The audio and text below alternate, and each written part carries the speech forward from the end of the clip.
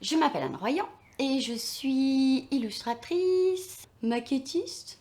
Je fais un peu d'animation volume et un peu réalisatrice aussi quelque part du coup. Et quoi d'autre? Je fais des voix, beaucoup, un peu. Et je crois que c'est déjà pas mal, hein, en fait. Il y a sûrement des petits trucs que j'oublie, mais accessoiriste. Dans le cinéma, j'ai beaucoup fait peintre.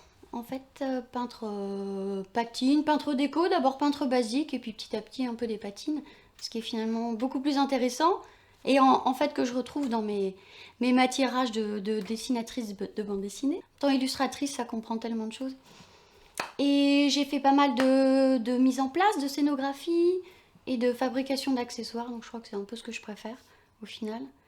Et voilà, et donc tapisserie, donc c'est un peu la fabrication d'accessoires aussi finalement.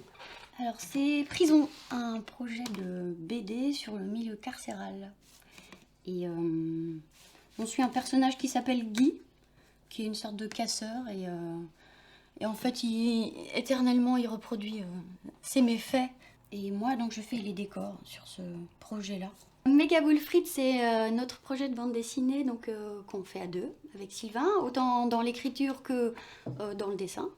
Et on a signé cette bande dessinée donc qui paraîtra en 2023 chez La Boîte à Bulles. On a à peu près tout fait à quatre mains. Pour l'instant, c'est une BD qui fera bien 200 pages. C'est presque pointilliste, la technique est à l'encre de Chine et du coup je fais les décors, encore une fois. Après, la créativité, parfois je dois produire, avoir l'idée, parfois je la mets au service des idées d'autres personnes, donc il y a un côté un peu repos. C'est sur l'ordi que je fais la couleur et c'est un peu toujours pareil sur mes projets, c'est je fais un crayonné, je fais un dessin sur papier avec soit de l'encre de Chine, soit du crayon de charbon. Et ensuite, je les scanne et je fais la couleur en info sur l'ordi. Et comme ça me permet de chercher sans altérer le document de base, quoi. Je pense que petit à petit, ouais, j'ai des gammes de couleurs qu'on retrouve. J'ai toujours dessiné en noir et blanc, au rotring, parce qu'il y a le grain du papier. Après, je sais qu'il y a plein d'effets sur Photoshop, mais le grain du papier et des outils, craie, crayon de papier, encre, ça permet déjà de faire plein de choses.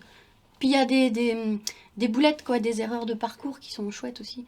De renverser un truc, on peut faire des jus, des mélanges, il y a des matières qu'on peut pas imiter. Ça sert à rien de s'embêter à vouloir les imiter, on peut les avoir naturellement et les mettre en transparent ou pas. Donc, ouais, les techniques traditionnelles sont pleines de charme, quoi. J'adore être seule, mais ça arrive pas très souvent finalement, parce que effectivement entre la vie de famille, la vie d'atelier, la vie de quand on me passe des commandes, quand je vais sur des tournages ou travailler sur des décors. C'est ce que j'aime. Là, je travaille avec des équipes différentes. Et la solitude, c'est vrai que c'est peut-être ce qui me manque parfois, finalement. J'en ai pas trop. Bello, c'est un petit projet de film d'animation que j'ai prévu de faire toute seule dans mon petit coin. Mes personnages seront plutôt en pâte à modeler, a priori. Mon histoire, elle est assez simple. C'est une petite limace vampire qui se réveille donc 100 ans plus tard, après qu'elle soit tombée dans un sommeil profond. Elle a un peu abusé d'un jus fermenté de plantes. Comme c'est l'hiver, c'est propice aux choses séchées, donc on peut direct les bomber, les peindre. Donc c'est assez pratique. J'ai fait plein de petites compos, mais ça c'est plutôt des arrière-plans. Pour ce qui est des arbres, j'ai fait des arbres un peu plus finement faits. Après il y a toute l'atmosphère avec la lumière, avec sur place, une fois que quand j'assemble en fait tous les éléments que je fais ici un peu séparément, relie l'ensemble avec des jus, des peintures, du sable avec de la colle, des matières.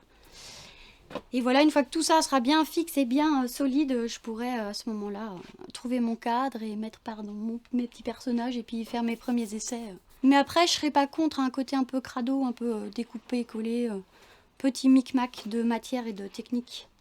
Voilà, j'ai pas trouvé la recette encore, donc pour l'instant c'est un peu vague. J'ai assez envie de travailler les voix, que ce soit bien en osmose avec les personnages et les animations. Et avec la musique aussi, tous les aspects sont plaisants pour unifier l'ensemble. Tous me donnent envie en tout cas. Mais voilà, c'est que le début.